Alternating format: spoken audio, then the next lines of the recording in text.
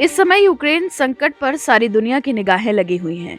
Ukraine पर कभी भी रूस हमला कर सकता है। वहीं अमेरिका यूक्रेन के मसले पर रूस से भिड़ा है।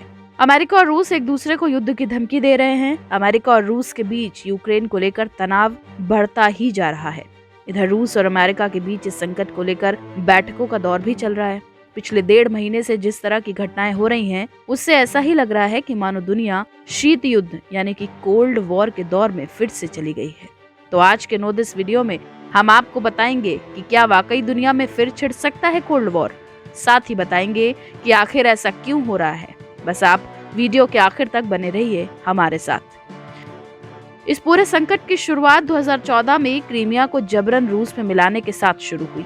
यूक्रेन ने इस मामले में पश्चिमी देशों से सहयोग जुटाने के लिए कूटनीतिक कोशिशें भी तेज कर दी हैं।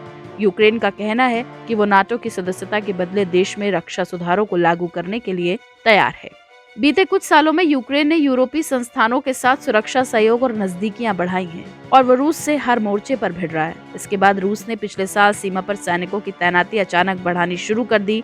अमेरिका और दूसरे पश्चिमी देश इसका विरोध कर रहे हैं। इनका मानना है कि रूस इस बार शायद पूरे देश पर ही कब्जा कर सकता है। यूक्रेन के पास रूसी सीमा और क्रीमिया में भारी संख्या में सेना का इस तरह का जमावड़ा है जैसा कि युद्ध के हालात में देखने को मिलता है, जिसे सैटेलाइट तस्वीरों के जरिए पहचाना गया।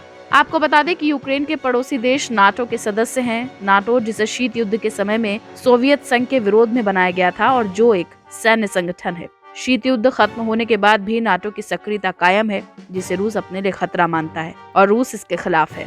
सदस्य न होने के बावजूद यूक्रेन के नाटो से अच्छे संबंध हैं।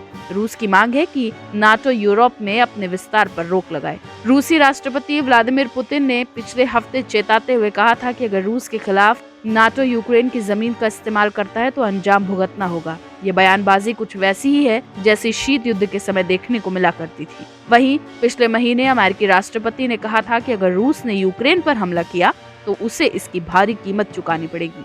ऐसा ही नाटो सदस्यों और यूरोपीय देशों ने भी चेताया।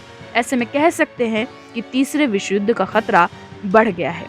वहीं अगर दोनों देशों के मौजूदा हालात की बात करें तो पिछले साल अप्रैल में रूसी सैनिकों ने यूक्रेन सीमा के पास युद्धाभ्यास शुरू किया था।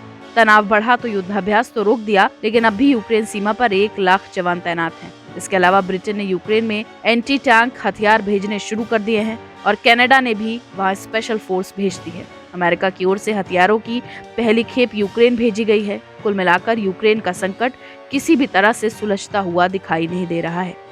हमारी इस खबर पर आपकी क्या राय है? कमेंट सेक्शन में लिखकर जरूर बताएं। देश और दुनिया से जुड़ी तमाम बड़ी खबरों को आसान भाषा में समझने के लिए सब्सक्राइब करें हमारा डिजिटल चैनल नो दिस।